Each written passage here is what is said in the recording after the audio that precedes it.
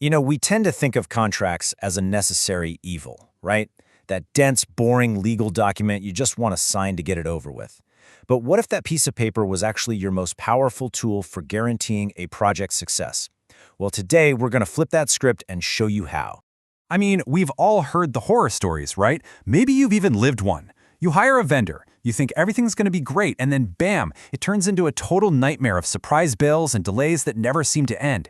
It's so frustrating, it's costly, and worst of all, you feel totally powerless. But here's the thing. That feeling of control you're looking for, it isn't about luck. It's all about structure. The single biggest difference between a project that goes smoothly and one that's a complete disaster is the agreement you make right at the start. That contract, it's not just a formality. Think of it as your roadmap and your rulebook, all rolled into one. Okay, so where do we start? With your first line of defense, picking the right kind of contract. And believe me, this is not a one-size-fits-all situation. This one choice, right at the beginning, basically decides who's on the hook for the financial risk if things go sideways. So you've basically got three main players on the field. A firm fixed-price contract is super straightforward. You agree on one price for the whole job, say, installing a new security system. A cost-plus contract is for those times when you just don't know what you're going to find, like an emergency repair. You pay for all their costs plus a fee. And then there's unit price, which is great for ongoing services where you pay per unit. Think dollars per hour for a security guard.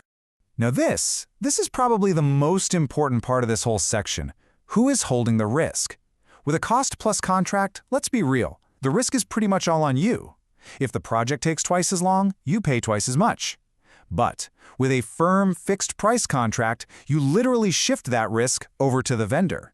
They gave you a price, and they've got to stick to it, even if their own costs go through the roof. That, right there, is a game-changing difference. All right, so you figured out what kind of contract you need. Awesome. But now, how do you find the right person for the job? You don't just pick a name out of a hat. You need a fair, competitive process. I want you to think of it less like paperwork and more like you're holding an audition. In that audition, well, it's officially called a request for proposal, or an RFP. It's a really structured way to find the perfect partner. You start by defining exactly what you need in a document called a scope of work. Then you send out the invites. That's releasing the RFP. You hold a conference so everyone gets the same information, and then you evaluate their proposals, negotiate, and finally, award the contract. Okay, I need you to listen to this next part. It is a huge, critical warning. Do not automatically pick the lowest bidder. I know it's tempting, but it is so often a trap. A lowball bid could mean they're cutting corners, or they totally misunderstood the project. That rock-bottom price for a new roof might mean they use cheap materials that fail in the first big storm, costing you thousands more down the road.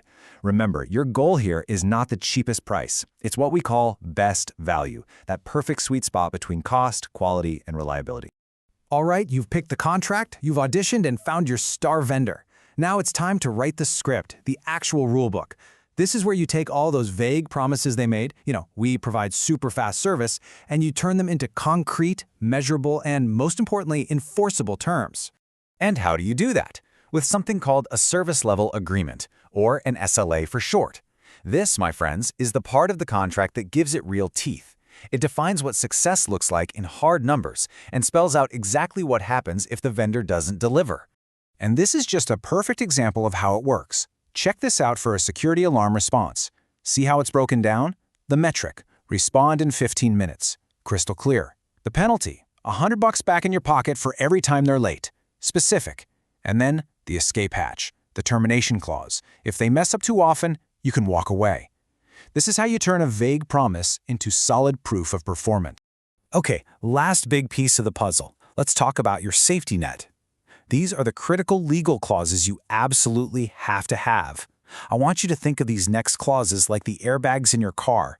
You really hope you never need them, but if things go wrong, you'll be so glad they're there to protect you. Let's play out a scenario here. A total worst-case scenario. You hire a security company, one of their guards makes a terrible mistake and injures a visitor on your property. So now that visitor is suing, but they're not suing the security company. Nope, they're coming after you and your company. So now what? How do you protect yourself? The answer is an incredibly powerful clause. It's called indemnification, or sometimes you'll hear it called a hold harmless agreement. This legally forces your vendor to pay for any damages or legal fees that come from something their employee did. Bottom line, it makes sure you don't have to pay for their mistakes, period. And there are a few other must-haves you'll want in there. A right to audit clause. That lets you peek at their books to make sure they're not padding the bill, which is crucial for those cost-plus contracts. You have to require them to carry their own liability insurance, a lot of it, so their insurance company pays for problems, not yours. And retainage. This one's great. It lets you hold back that last chunk of money until you are 100% satisfied the job is done right. Okay, before we wrap this up, I've got one last, really important warning for you. It's kind of a hidden risk that a lot of people fall into, and it can lead to massive penalties from the government. And it all comes down to how you classify the people you hire. You have got to know the difference between an employee and an independent contractor. And it really boils down to one word: control. If you tell them how to do the work, you give them the tools, a uniform, you set their methods, they're probably an employee. And that means you're on the hook for payroll taxes. But if you only care about the final result and they decide how to get there, they're a contractor. Getting this wrong can cost you a fortune in back taxes and penalties. It is a huge mistake. So let's just recap. From picking the right type of contract, to vetting your partners like you're holding an audition, to writing the rules with an SLA, and protecting yourself with a legal shield, you've got the framework now. That contract in your hands, it is so much more than just a piece of paper. It's a powerful tool to manage risk, ensure quality, and ultimately to build success. The only question left is, are you ready to use it?